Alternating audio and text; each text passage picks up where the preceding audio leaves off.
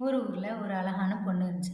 ஆனா ரொம்ப புத்திசாலியான பொண்ணு. ஆனா யார்கிட்டயும் அவ்வளவா பேசவே பேசாது. அது ரொம்ப கூச்ச சுபாவம். யார்கிட்டயும் வாய் விட்டு ஏதாச்சும் கேட்கறதுக்கு கூட ரொம்ப தயங்குற ஒரு பொண்ணு. அது அவங்க அம்மா கிட்ட போய் ஒரு நாள் கேட்டுச்சாம், "அம்மா, எனக்கு யார்கிட்டயும் பேசுறதுக்கு ரொம்ப கூச்சமா, வெட்கமா இருக்கும்மா. ஏன்னே தெரியல. நான் அந்த பழக்கத்த மாத்திக்கிறேன்னு நெனைக்கிறேன். அது முடியலம்மா" அப்படின்னு சொல்லிட்டு சொன்னதுக்கு, அவங்க அம்மா சொல்லியிருக்காங்க, அப்படிலாம் இல்லம்மா. நம்ம வாய் விட்டு பேசுறதுக்கு நமக்கு திறமை இருந்தா தான், நம்ம நெறைய விஷயங்கள்ல நம்ம ஜெயிக்க முடியும் அப்படிங்கிறத, அந்த பிள்ளைக்கு அவங்க அம்மா எடுத்து சொல்லியிருக்காங்க. அதுக்கு எடுத்துக்காட்டா அவங்க அம்மா என்ன சொல்றாங்கன்னா, "போய் நீ உன் அத்தை வீட்ல போய் ஒரு கருவாடு மட்டும் வாங்கிட்டு வா" அப்படின்னு சொல்லி சொல்றாங்க. அந்த பொண்ணும் போய், "அத்தை அம்மா கருவாடு கேட்டாங்கன்னு" சொல்லி சொல்லுது. அதுக்கு அவங்க சொல்றாங்க, "இல்லம்மா பழைய கருவாடு தான் இருக்கு. வேணும்னா எடுத்துக்கோன்னு" சொல்லிட்டு குடுக்குறாங்க. அத வாங்கிட்டு வந்து அந்த புள்ள வந்து சரி தன் அம்மா கிட்ட வந்து குடுக்குது. அவங்க அம்மா என்ன செய்றாங்க, அத இன்னொரு இடத்துக்கு கொண்டுட்டு போறாங்க. இன்னொரு இடத்துக்கு கொண்டுட்டு போய் ஒருத்தவங்க கிட்ட குடுக்க போறாங்க. குடுத்துட்டு திரும்பி வரும்போது ஒருத்தர் என்ன செய்றாரு, தண்ணி இறைச்சுக்கிட்டு இருக்கும்போது தன்னுடைய கயற அந்து வாளி உள்ள விழுந்துருச்சு.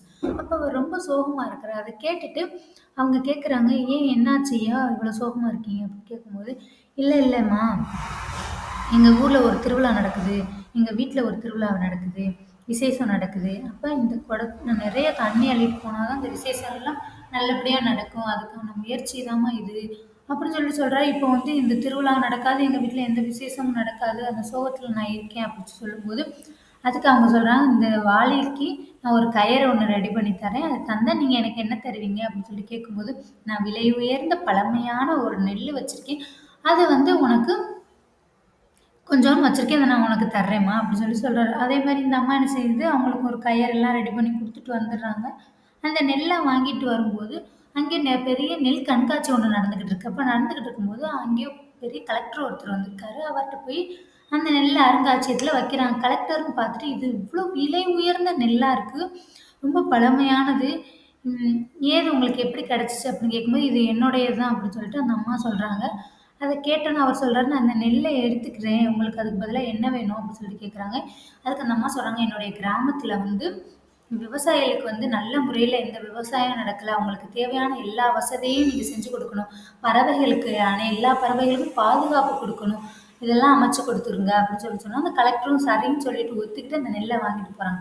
இத பார்த்து அந்த பொண்ணுக்கு வந்து ரொம்ப ஆச்சரியமா இருக்கு. ஏம்மா நான் ஒரு கருவாட்டுல இருந்து ஆரம்பிச்சு இவ்ளோ பெரிய விஷயத்த கொண்டுட்டு வந்து கடைசியில இந்த ஊருக்காகவே ஒரு நல்ல விஷயம் செஞ்சுட்டீங்களேம்மா! அப்படின்னு சொல்லிட்டு அந்த பொண்ணு சொல்லுது.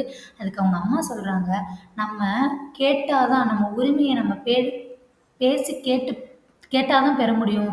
இல்லைன்னா ஒண்ணும் பண்ண முடியாது." அப்படின்னு சொன்னோனே, தன் பிள்ளைக்கும் சரி நம்மளுடைய கூச்ச சுபாவத்தெல்லாம் நம்ம விட்டுறணும். கொஞ்சம் கொஞ்சமா தவிர்க்கணும். நம்ம உரிமைக்காக நம்ம தான் போராடணும் அப்படிங்கிற ஒரு எண்ணம் அந்த குழந்தைக்கு வந்துருச்சு.